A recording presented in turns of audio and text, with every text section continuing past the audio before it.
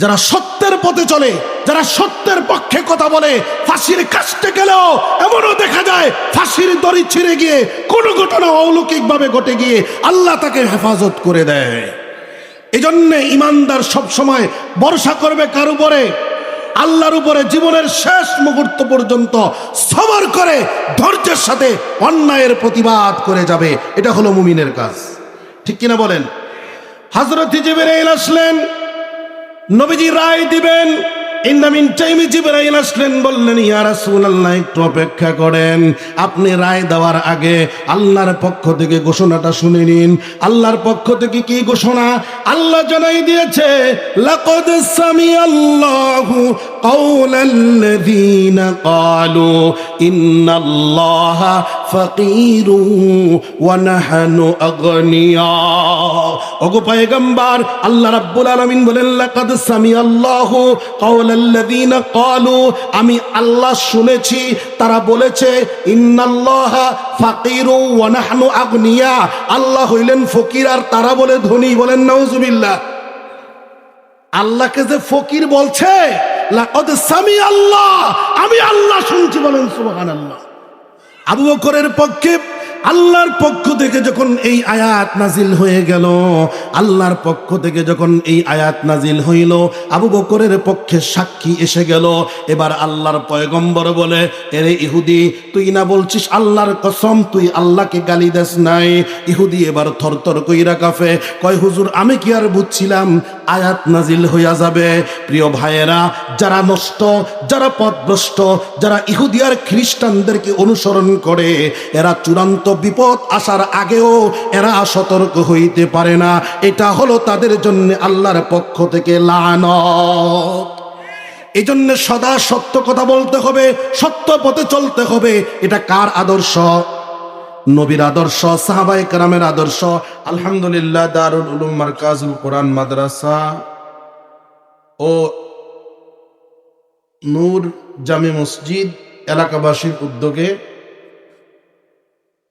চতুর্থ বাৎসরিক তাফসীরুল কোরআন মাহফিলের সম্মানিত সভাপতি জনাব আলহাজ মোহাম্মদ স্বপন হুসাইন সাহেব, আজকের মাহফিলের প্রধান বক্তা বিশিষ্ট ইসলামী চিন্তাবিদ হযরত মাওলানা মুফতি এনামুল হক আশরাফি সাহেব, আজকের মাহফিলের বিশেষ বক্তা হযরত মাওলানা মুফতি হারুনুর রশিদ সাহেব সহ সকল আলোচকবৃন্দ, প্রধান অতিথি, প্রধান মেহমান, সহসভাপতি এবং অত্র মাদ্রাসার সম্মানিত মুহতামিম এবং আজকের মাহফিলের পরিচালক সহ মঞ্চভূমিষ্ঠ ওলামায়ে কেরাম, আমার সামনে বসা দিনপ্রিয় ইসলাম প্রিয় মুসলমান আমার ভাইয়েরা, পর্দার অন্তরালের মা এবং বোনেরা, মহান আল্লাহ সুবহানাহু ওয়া তাআলার দরবারে অসংখ্য শুকরিয়া জ্ঞাপন করছি, যিনি অত্যন্ত দয়া করে অসংখ্য ব্যস্ততার মাঝে আল্লাহ পাক আমাদেরকে অবসর করে আল্লাহর ঘর মসজিদের পাশে জান্নাতের বাগানে বসার তৌফিক দান করেছেন। এজন্য মহান মনিবের দরবারে কালিমাতুশ শুকর আদায় করছি, আওয়াজ করে পড়ছি আলহামদুলিল্লাহ। আলহামদুলিল্লাহ বললে খুশি হয় কে? আর একটু আওয়াজ করে বলতে হবে মুসলমান, আলহামদুলিল্লাহ বললে খুশি হয় কে? আমরা কার খুশি চাই? একমাত্র আল্লাহ তাআলার সন্তুষ্টি চাই। ঠিক কি না বলেন?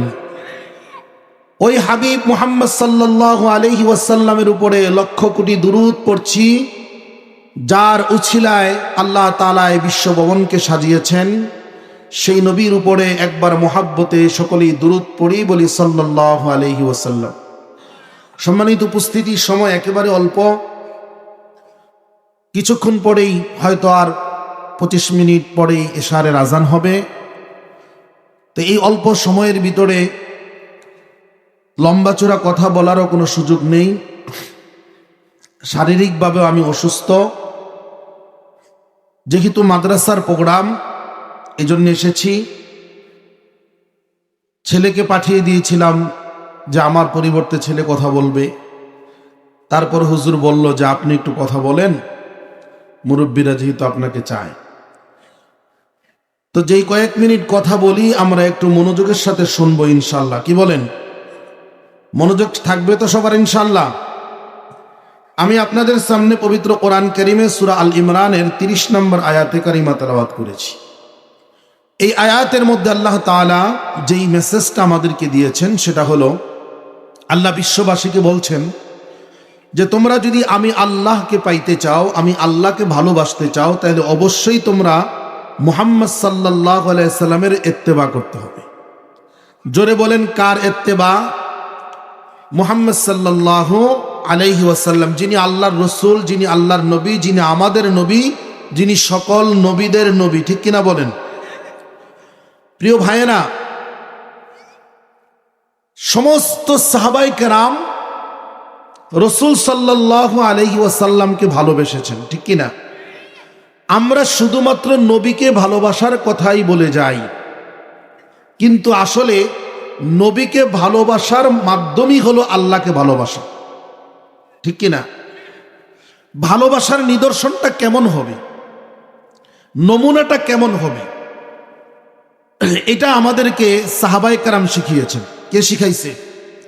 সাহাবীদের মধ্যে সবচাইতে নরম তবিয়তের সাহাবী, যিনি কারো সাথে রাগ করতেন না, মারামারি চিল্লাফাল্লা ঝগড়াঝাটিতে যাইতেন না, একেবারে নরম নরম তবিয়তের সাহাবী, যিনি ভদ্র সভ্য, যার চাইতে বুজুর্গি আর কোন সাহাবীর ছিল না। ওই সাহাবীর নাম কি?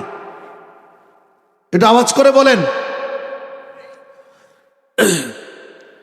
কেমন জানি একটা প্যান্ডেলটার শৃঙ্খলাটা জানি কেমন হয়ে গেছে। শ্রোতারা থাকবো সামনে, পেছনে বসার আসন দেওয়া হয়েছে, আমরা সবাই পেছনে বসছি, মাঝখানে জায়গাটা খালি, কেন একটু এলোমেলো লাগে। যাই হোক, আপনারা একটু ওখান থেকে একটু জোরে কথা বলবেন। ওই সাহাবীর নাম কি? সবাই বলেন। হযরতে আবু বকর সিদ্দিক রাদিয়াল্লাহু তাআলা আনহু। অত্যন্ত নরম সাহাবী। তিনি কাউকে আঘাত করবেন এটা মানুষ বিশ্বাসই করতে পারে না। স্বয়ং রাসূলুল্লাহ সাল্লাল্লাহু আলাইহি ওয়াসাল্লামের কাছে এক ইহুদি বিচার নিয়ে আসছে। কি নিয়ে আসছে? বিচার, নালিশ।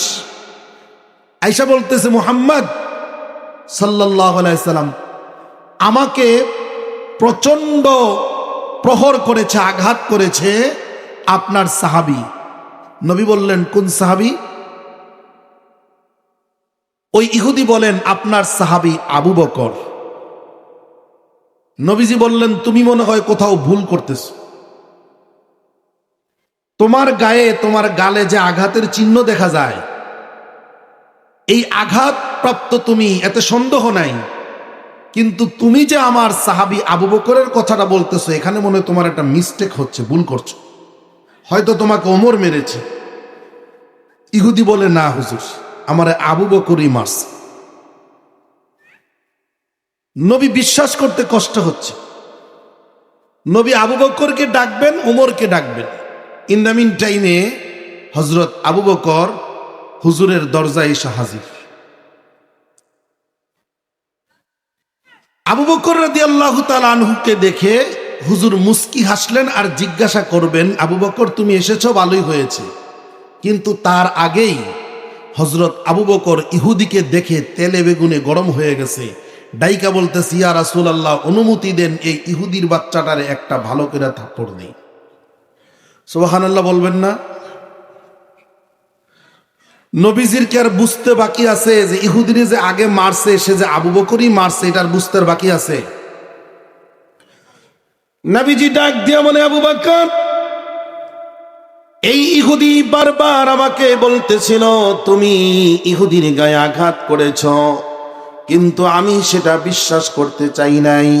আমি ভেবেছি সে মিথ্যা কথা বলছে বা ভুল করছে, কিন্তু তোমার এখনের কথার দ্বারা প্রমাণ হয়ে গেল তুমি ইহুদিকে আগেও মেরেছ।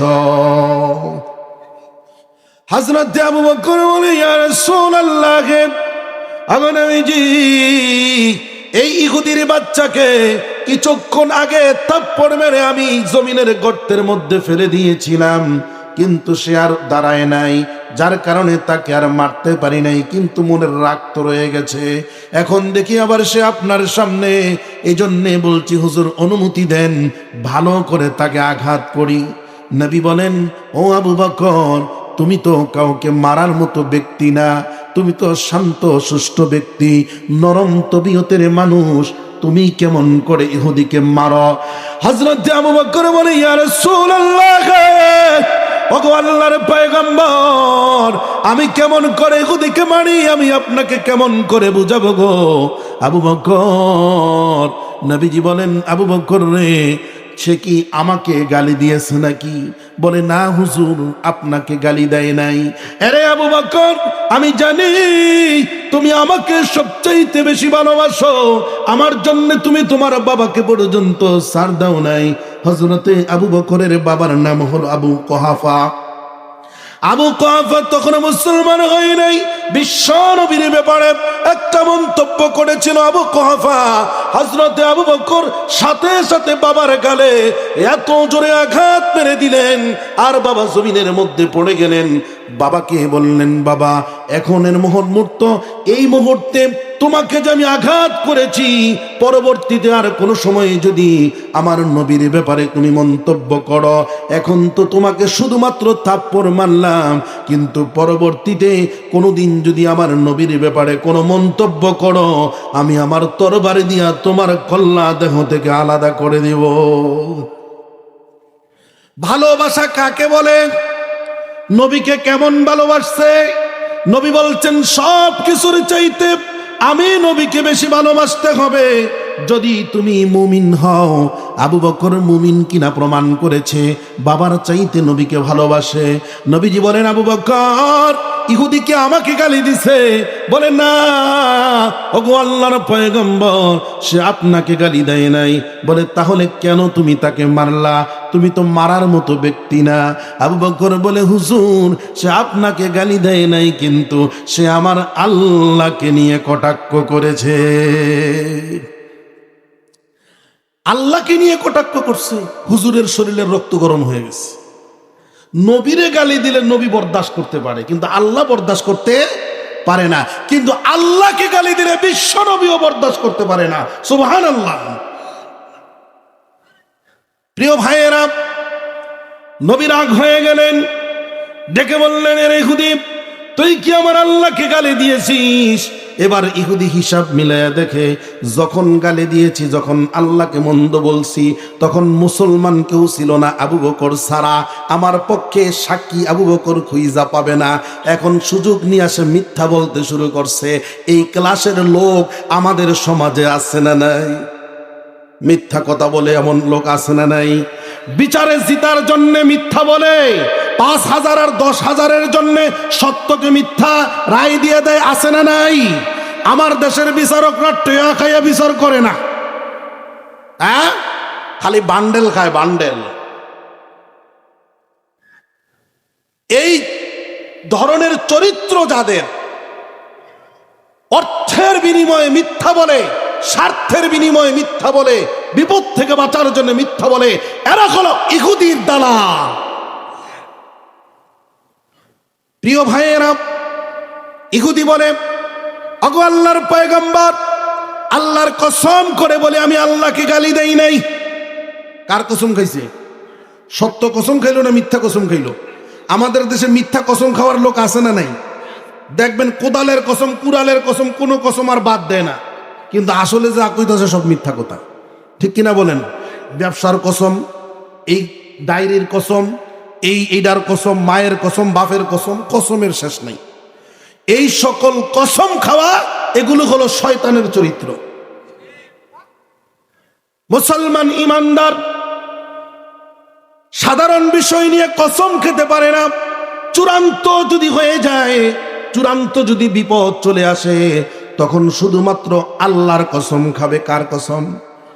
কিন্তু আবু বকর চিন্তা করলো না, আমার কসম খাওয়ার দরকার নেই, আমি কসম খাইব না, কারণ আমি শুনেছি নিজের কানে, আমি সত্যই শুনেছি, এই জন্যই তাকে আঘাত করছি। নবী কয়, আবু বকর, তোমার কি কোনো সাক্ষী আছে?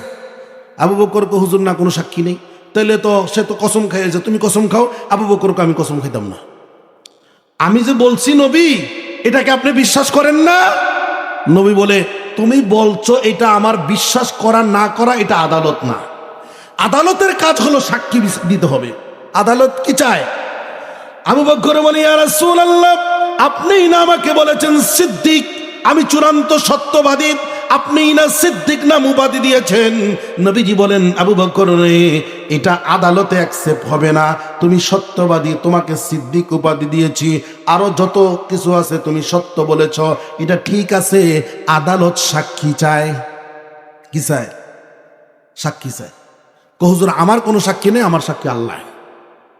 সাক্ষী কে? অনেক সময় অনেক সত্যবাদী মানুষ বিচারের মধ্যে যখন হাইরা যায়, আর কোনো পথ দেখে না, তখন বলে দুনিয়ার কেউ সাক্ষী না দিল, আল্লাহ জানে আমি সত্য বলেছি না মিথ্যে বলেছি। ঠিক কিনা বল? অসহায় হয়ে যায় যখন সে বলে যে আমার আল্লাহ জানে আমি সত্য বলেছি না মিথ্যা বলেছি, তখনই আল্লাহর কাছে ওই সমস্ত শয়তানদের বিরুদ্ধে মামলা হয়ে যায় যারা তার বিরুদ্ধে মিথ্যা রায় দিয়েছে। আল্লাহ তাদেরকে অবশ্যই দুনিয়াতে তার শাস্তি দেয়, তার নাতির ফেঙ্গু বানায়, না হলে ফোলারে আল্লাহ স্টাইল ডিজাইন মার্কা বানায়, না হলে এক হাত থাকে না, নাইলে পাও থাকে না, নাইলে মরার আগে লড়তারে না। ঠিক কিনা গণ? এই জন্য সাবধান। প্রিয় ভাইয়েরা, আবু বকর বলে আমার সাক্ষী নেই, আল্লাহ আমার সাক্ষী। ঠিক আছে, আল্লাহ তো সাক্ষী, ঠিক আছে, কিন্তু এখানে মজলিসে তো বিষয়টা স্পষ্ট করতে হবে। আবু বকর চুপ। আবু বকরের বিরুদ্ধে রায় আসবে। ইন দ্য মিন টাইমে জিবরাইল আসছে। বলেন সুবহানাল্লাহ। কে আসছে? জিবরাইল। যারা সত্যের পথে চলে, যারা সত্যের পক্ষে কথা বলে, ফাঁসির কাস্টে গেলেও এমনও দেখা যায় ফাঁসির দড়ি ছিঁড়ে গিয়ে কোনো ঘটনা অলৌকিক ভাবে ঘটে গিয়ে আল্লাহ তাকে হেফাজত করে দেয়। এজন্য ইমানদার সব সময় ভরসা করবে কার উপরে? আল্লাহর উপরে। জীবনের শেষ মুহূর্ত পর্যন্ত সবর করে ধৈর্যের সাথে অন্যায়ের প্রতিবাদ করে যাবে। এটা হলো মুমিনের কাজ। ঠিক কিনা বলেন? হযরত জিবরাইল আসলেন, নবীজি রায় দিবেন। ইন দ্য মিন টাইমে জিবরাইল আসলেন, বললেন ইয়া রাসূলুল্লাহ একটু অপেক্ষা করেন, আপনি রায় দেওয়ার আগে আল্লাহর পক্ষ থেকে ঘোষণাটা শুনে নিন। আল্লাহর পক্ষ থেকে কি ঘোষণা? আল্লাহ জানাই দিয়েছে, লাকাদ সামিআল্লাহু কাওলাল্লাযীনা ক্বালু ইন্নাল্লাহা ফাকীরু ওয়া নাহনু আগনিয়া।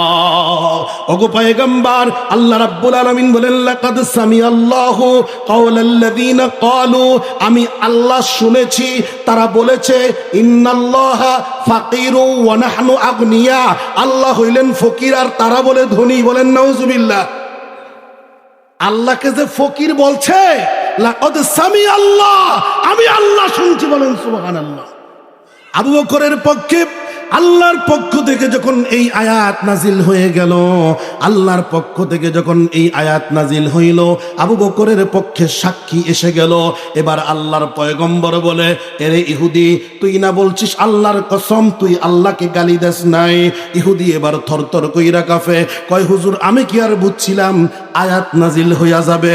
প্রিয় ভাইয়েরা, যারা নষ্ট, যারা পথভ্রষ্ট, যারা ইহুদি আর খ্রিস্টানদেরকে অনুসরণ করে, এরা চূড়ান্ত বিপদ আসার আগেও এরা সতর্ক হইতে পারে না।